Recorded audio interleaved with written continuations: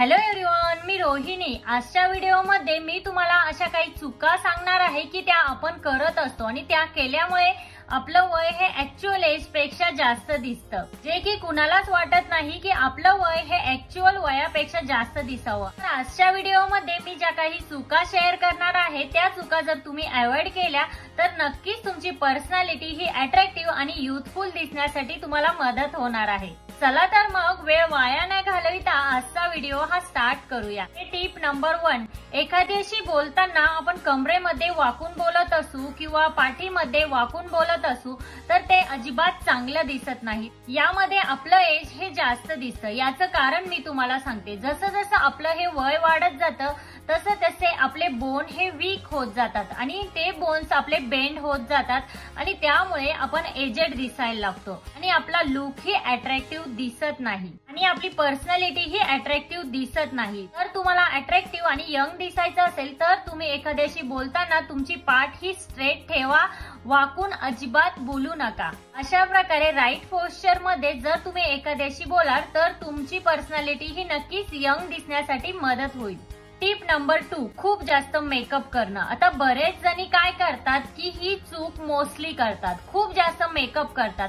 आपण जेव्हा मेकअप करतो तेव्हा आपण आपल्या चेहऱ्यावर जास्तीत जास्त लेयर अप्लाय करतो आणि ते लेयर अप्लाय केल्याने काय होतं की आपल्या रिंकल्स ह्या विजिबल होतात आणि रिंकल्स विजिबल झाल्यामुळे आपलं वय हे ऑटोमॅटिकली जास्त दिसून येतं।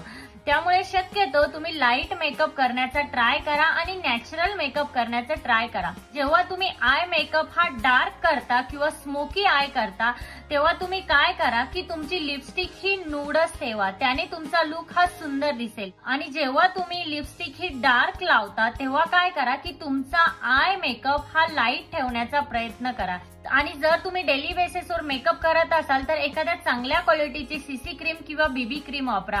फाउंडेशन ऐवजी तुम्ही सीसी क्रीम आणि बीबी क्रीम वापरू शकता, त्याने तुमच्या स्किनचं अजिबात नुकसान होणार नाही आणि ती क्रीम तुम्हाला चांगल्या प्रकारे कव्हरेजही देईल आणि त्यामध्ये तुम्ही यंग ही दिसाल। Tip number 3, double cleansing method. आता बऱ्याच लेडीज काय करतात, मेकअप रिमूव्ह केल्यानंतर डबल क्लिन्झिंग किंवा डबल फेस वॉश करतच नाही। ही चूक अजिबात करू नका। जेव्हा तुम्ही मेकअप करता तेव्हा रात्री झोपताना तुम्ही तुमचा मेकअप हा रिमूव्ह करूनच झोपा।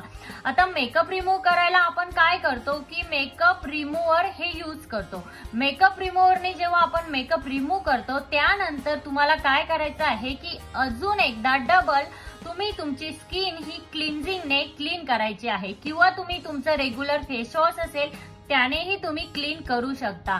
आता याने काय होईल की तुमचा मेकअप हा जेव्हा मेकअप रिमूव्हरने व्यवस्थित रिमूव्ह झालेला नसतो त्याचे थोडेसे कण हे शिल्लक असतात। जर आपण डबल क्लिन्झिंग मेथड ही केली तर आपला मेकअप हा पूर्णपणे निघून जाण्यासाठी मदत होते। याने काय होईल की तुमचे पोर्स हे क्लॉग होणार नाही आणि तुम्हाला प्री मॅच्युअर एजिंगचा त्रासही होणार नाही। जर तुम्हाला तुमची स्किन ही हेल्दी ग्लोईंग हवी असेल तर तुम्ही ही डबल क्लिन्झिंग मेथड करायला अजिबात विसरू नका। टिप नंबर 4, नेक्स्ट जी मिस्टेक आहे ती आहे आयब्रो ह्या खूप जास्त थिन ठेवणं। आता आयब्रो कडेही तुम्हाला लक्ष देणं हे तितकंच गरजेचं आहे। जर आपल्या आयब्रो ह्या उठावदार असतील तर आपला लुक ही उठावदार किंवा आपला चेहराही सुंदर दिसण्यासाठी मदत होतो। तर तुम्ही पार्लर मध्ये जात असाल तेव्हा तुम्ही तुमच्या आयब्रो या थिन ठेवण्याऐवजी थिक ठेवण्याचा प्रयत्न करा, त्याने तुमचा लुक हा यंगर दिसण्यासाठी मदत होईल। तसेच ज्यांच्या आयब्रो या खूप जास्त पातळ असतील त्यांनी काय करा की एक ब्राऊन कलरची नॅचरल अशी आयब्रो पेन्सिल ही ट्राय करू शकता किंवा तुम्ही आयब्रो पॅलेट ही यूज करू शकता, म्हणजे आयब्रो पावडर ही यूज करू शकता। त्यानेही तुमचा लुक आणि तुमच्या आयब्रो ह्या अट्रॅक्टिव्ह दिसण्यासाठी नक्कीच मदत होईल। Tip number 5, apply dark hair colour. आता बरेच जण ही चूक करतात की आता आपले केस जेव्हा पांढरे व्हायला लागतात किंवा ग्रे व्हायला सुरुवात होते तेव्हा बरेच जण काय करतात की त्यावरती डार्क कलरचा हेअर डाय अप्लाय करतात। तर हा डार्क कलरचा हेअर डाय अप्लाय अजिबात करू नका, त्याने तुमचा लुक हा आर्टिफिशियल दिसतो। तर तुमचे केस जर पांढरे व्हायला किंवा ग्रे व्हायला सुरुवात झाली असेल तर तुम्ही डाय हा नक्कीच करायला हवा। बट तुम्ही काय करा की हिना ऍप्लिकेशन ट्राय करा, त्याने तुमच्या केसांना एक ब्राउनिश आणि नॅचरल लुक मिळेल। याने तुमचा लुक यंग दिसण्यासाठी नक्कीच मदत होईल. Number 6, wear loose cloth. आता बऱ्याच लेडीज ही चूक करतात. मोस्टली ज्या लेडीजचं वेट हे हेवी असेल, ज्या लेडीजचं वजन हे जास्त असेल, त्या काय करतात, खूप जास्त लूज कपडे घालण्याचा किंवा खूप जास्त लूज पॅटर्न घालण्याचा प्रयत्न करतात.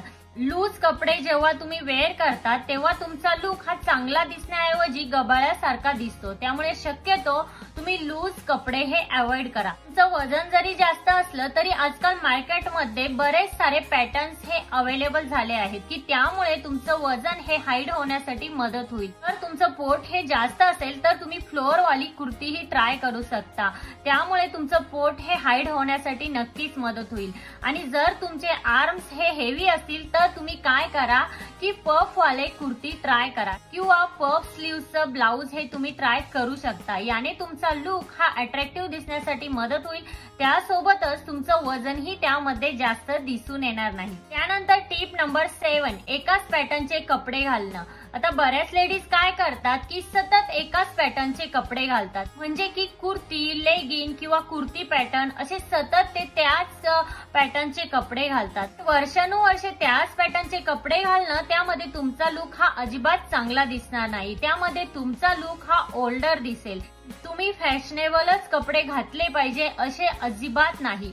तर आजकाल मार्केटमध्ये फ्रीलवाल्या कुर्ती ह्या अवेलेबल झालेल्या आहेत. ट्रेंडिंग मध्ये आलिया कुर्ती आहे किंवा अनारकली कुर्ती ह्या ट्रेंडिंग मध्ये आहे. तर शक्यतो तुम्ही ट्राय करा की आजकाल जे पॅटर्न हे ट्रेंडिंग मध्ये आहेत ते वेअर करण्याचा प्रयत्न करा. त्याने काय होईल की तुमचा लुक आणि तुमची पर्सनॅलिटी ही अट्रॅक्टिव्ह आणि यंग दिसण्यासाठी नक्कीच मदत होईल. त्यानंतर लास्ट टिप आहे हेअर केअर. आता तुम्ही कितीही चांगले कपडे घातलेले असू द्यात, कितीही चांगला तुम्ही तयार झालेले असू द्यात, बट तुमचे केस हे ड्राय असतील, निस्तेज असतील तर तुमचा लुक हा अजिबात चांगला दिसणार नाही. तर त्यासाठी तुम्हाला तुमची हेअर केअर करणंही तितकंच गरजेचं आहे. तर तुम्ही काय करा, आठवड्यातनं 2दा तुमच्या केसांना हेअर ऑइलिंग हे नक्की करा. त्यासोबतच आठवड्यातनं एकदा तुम्ही हेअर मास्क ही नक्की ट्राय करा. आणि तुमचे केस हेल्दी राहण्यासाठी आणि तुमची हेअर ग्रोथ ही झटपट होण्यासाठी नक्कीच मदत होईल. आणि त्यामुळे तुमची पर्सनॅलिटी ही यंग दिसण्यासाठी मदत होईल. तर फ्रेंड्स, आजच्या व्हिडिओमध्ये इतकंच. आजचा व्हिडिओ हा तुम्हाला कसा वाटला? आजचा व्हिडिओ जर तुम्हाला हेल्पफुल वाटला असेल तर तुमच्या फॅमिली आणि फ्रेंड्स सोबत नक्की शेअर करा. त्यासोबतच तिथे जे बेल आयकॉन आहे ते प्रेस करा, जेणेकरून जेव्हा मी नवीन व्हिडिओ अपलोड करेन तेव्हा त्याचे नोटिफिकेशन हे सगळ्यात पहिल्यांदा तुम्हाला येईल. भेटूया अशाच एका नवीन व्हिडिओमध्ये. तोपर्यंत काळजी घ्या. Thank you everyone.